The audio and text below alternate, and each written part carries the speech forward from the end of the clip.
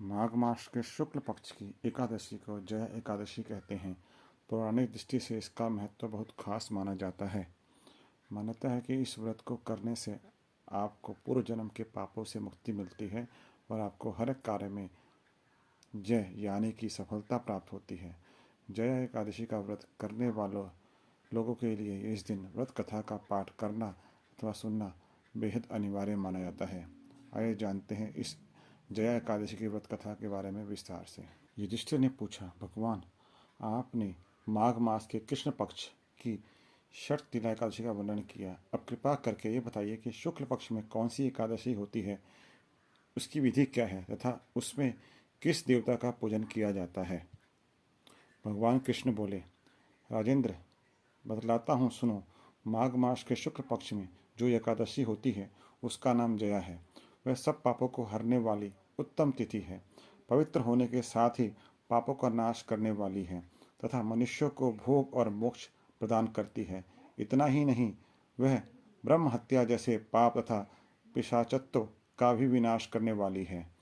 इसका व्रत करने पर मनुष्य को कभी प्रेत योनि से में नहीं जाना पड़ता। इसलिए राजन, प्रयत्नपूर्वक जया नाम की एकादशी का व्रत करना चाहिए। एक समय की बात है, स्वर्गलोक में देवराज इंद्र राज्य करते थे। देवगण पारिजात वृक्षों से भरे हुए नंदन वन में अप्सराओं के साथ विहार कर रहे थे। 50 करोड़ गंधर्व नायक देवराज इंद्र ने स्वेच्छानुसार वन में विहार करते हुए बड़े हर्ष के साथ नृत्य का आयोजन किया।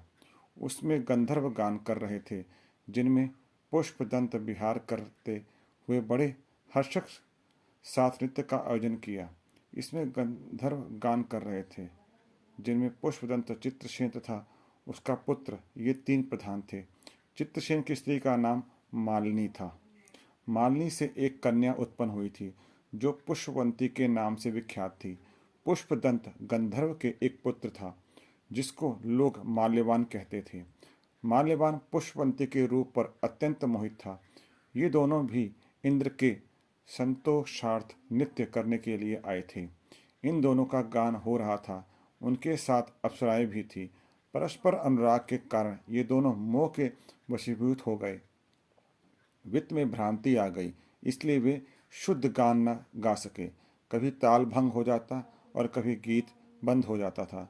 इंद्र ने इस प्रमाद पर विचार किया और इसमें अपना अपमान समझकर वे कुपित हो गए।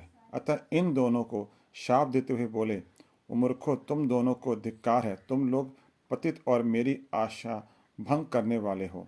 अतः पत्नी पत्नी के रूप में रहते हुए पिशाच हो जाओ। इंद्र के इस प्रकार शाप देने पर इन दोनों के मन में बड़ा दुख हुआ। वे हिमालय पर्वत पर चले गए और पिशाच योनि को पाकर भयंकर दुख भोगने लगे। शारीरिक पातक से उत्पन्न ताप से पीड़ित होकर दोनों ही पर्वत की कंदराओं में विचरते रहते थे। एक दिन पिशाच ने अपनी पत्नी पिशाची से कहा, हमने कौन सा पाप किया है जिससे यह पिशाच योनि प्राप्त हुई है।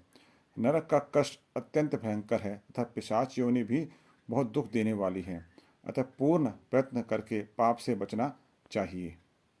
इस प्रकार चिंता मग्न होकर वे दोनों दुख के कारण सूखते जा रहे थे। दैवयोग से उन्हें माघ मास की एकादशी तिथि प्राप्त हो गई। जया नाम से विख्यात तिथि, जो सब तिथियों में उत्तम है, आई। उस दिन इन दोनों ने सब प्रकार के आहार त्याग दिए, जलपान तक नहीं किया और किसी जीव की हिंसा नहीं की, यहाँ तक कि फल भी नहीं खाया। निरंतर दुख से युक्त होकर वे एक पीपल के समीप बैठे रहे। सूर्यास्त हो गया। उनके प्राण लेने वाले भयंकर रात उपस्थित हुई। उन्हें नींद नहीं आई। वे रति समीप बैठे रहे। सूर्यास्त हो गया। उनके प्राण लेने वाली भयंकर रात उपस्थित हुई। उन्हें नींद नहीं आई। वे रति या कोई सुख भी नहीं पा सके। सूर्योदय हुआ। द्वादशी का दिन आया। उन पिशाचों के द्वारा जया के उत्तम व्रत का पालन हो गया। उन्होंने रात में जागरण भी किया था। उस मत के प्रभाव तथा भगवान विष्णु की शक्ति से इन दोनों की पिशाचता दूर हो गई। पुष्पवंती और माल्यवान अपने पूर्ण रूप में आ गए। उनके हृदय में वही पुराना खेह उमड़ रहा था। उनके शरीर पर पहले ही जैसे अलंकार शोभा पा रहे थे। वे दोनों मनोहर रूप धारण करके विमान पर बैठे और स्वर्गलोक में चले गए। वहां देवराज इंद्र के सामने जाकर दोनों ने बड़ी प्रसन्नता के साथ उन्हें प्रणाम किया। उन्हें इस रूप में अवस्थित देखकर इंद्र को बड़ा विस्मय हुआ। उन्होंने पूछा, बताओ किस पुण्य के प्रभाव से तुम दोनों का पिशाचत्व दूर हुआ है? तुम मेरे शाप को प्राप्त हो चुके थे, फिर किस देवता ने तुम्हें इस से छुटकारा दिलाया है? माल्यान बोला, स्वामिन, भगवान वासुदेव की कृपा तथा जया नामक एकादशी के व्रत से हमारी पिशाचता दूर हुई है। इंद्र ने कहा, तो अब तुम दोनों मेरे कहने से सुधा पान करो। जो लोग एकादशी के व्रत में तत्पर और भगवान श्री कृष्ण के शरणागत होते हैं वे हमारे भी पूजनीय हैं। भगवान कृष्ण कहते हैं, राजन, इस कारण एकादशी का व्रत करना चाहिए। नृपश्रेष्ठ, जया ब्रह्म हत्या का पाप भी दूर करने वाली है। जिसने जया का व्रत किया है उसने सब प्रकार के दान दे दिए हैं और संपूर्ण यज्ञ का अनुष्ठान कर लिया। इस महामत्य के पढ़ने और सुनने से अग्निहोत्रम यज्ञ का फल मिलता है। जय श्री कृष्ण।